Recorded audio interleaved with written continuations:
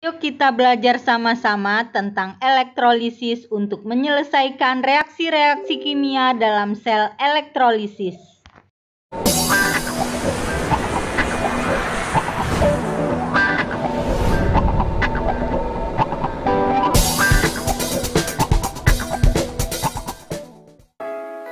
Apa itu elektrolisis?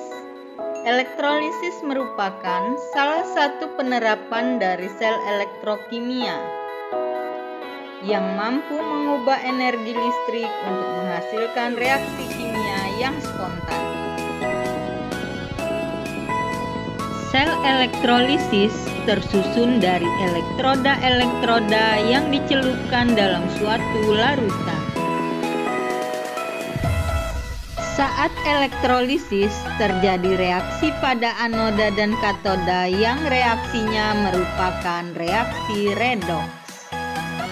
Pada katode dipengaruhi kation sehingga mengalami reaksi reduksi, sedangkan pada anode dipengaruhi anion sehingga mengalami reaksi oksidasi.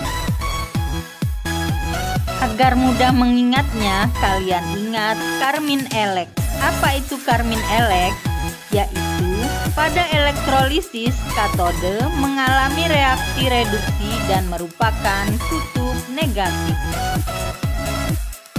Untuk lebih memahami materi elektrolisis, mari kita bedah reaksi-reaksi elektrolisis yang terjadi pada katode dan anode. Sebelum kita menentukan reaksi pada katode dan anode, ada baiknya kita mengetahui dulu kelompok-kelompok dari sel elektrolisis. Sel elektrolisis terdapat 3 kelompok, yaitu yang pertama sel berbentuk lelehan, kedua sel berbentuk larutan dengan elektrode inert atau tidak bereaksi, yang ketiga sel berbentuk larutan dengan elektrode bereaksi. Bagaimana cara membedakannya? Yuk simak soal berikut. Soal A, lelehan KCl. Kita lihat kata lelehan, berarti dia termasuk kelompok 1. Soal B, larutan AgNO3 elektrode PT. Kita lihat kata larutan dan elektrodenya PT, artinya elektrode inert. Jadi dia termasuk kelompok 2. Soal C, larutan NaCl elektrode C. Kita lihat kata larutan dan elektrode C. Berarti dia termasuk kelompok 2. Soal D, larutan K2SO4 elektrode PT. Kita lihat kata larutan dan elektrodenya PT, berarti termasuk kelompok 2. Soal E, larutan CuSO4 elektrode Ag. Kita lihat kata larutan dan elektrode Ag. Berarti termasuk kelompok ketiga karena elektrode Ag merupakan elektrode yang bereaksi. F, larutan KCl elektrode Ni. Kita lihat kata larutan dan elektrode Ni, berarti dia masuk dalam kelompok ketiga. Mudah dipahami bukan? Tentuan penulisan reaksi di katoda. Kita ingat kata kunci. Lihat bagian depan dari zat yang bereaksi. Misalnya, pada larutan NaCl dengan elektrode PT, maka yang kita perhatikan larutan NaCl, yaitu bagian depan dari NaCl, yaitu Na. Pada penulisan reaksi di anode, kita ingat kata kunci yaitu lihat pada bagian belakang dari zat yang bereaksi. Misal pada larutan NaCl elektrode PT, maka yang kita perhatikan pada larutan NaCl adalah bagian belakang dari NaCl yaitu Cl.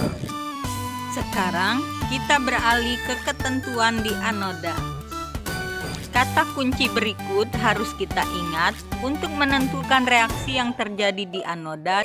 Ketentuan tersebut kita kelompokkan berdasarkan kelompok dari sel elektrolisis. Dipelajari baik-baik ya. Jika ada pertanyaan, silahkan tulis di kolom komentar. Setelah memahami kata kunci untuk ketentuan di anoda, berikut ini juga ada ketentuan untuk kata kunci di katoda. Dipelajari baik-baik ya. Jika ada yang perlu didiskusikan, silahkan tulis di kolom komentar. Mudah bukan? Jika reaksi yang harus dituliskan adalah H2O, maka tulislah reaksi berikut ini pada anoda dan katoda. Kita simak sama-sama contoh penerapan reaksi elektrolisis. Elektrolisis lelehan garam KCl yang masuk ke dalam kelompok 1. Elektrolisis larutan AgNO3 dengan elektrode PT yang masuk kelompok 2. Elektrolisis larutan NaCl dengan elektrode C yang masuk kelompok 2. Elektrolisis larutan K2SO4 dengan elektrode PT yang masuk kelompok 2. Elektrolisis larutan CuSO4 dengan elektrode Ag yang masuk kelompok 3.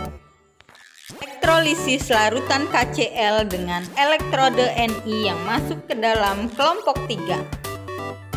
Demikian bahasan kita kali ini. Jangan lupa bahagia dan tetap bersama kami di Rabu EduCamp. Jika apa yang kita bahas kali ini dianggap bermanfaat, jangan lupa like lalu share ke media sosial teman-teman.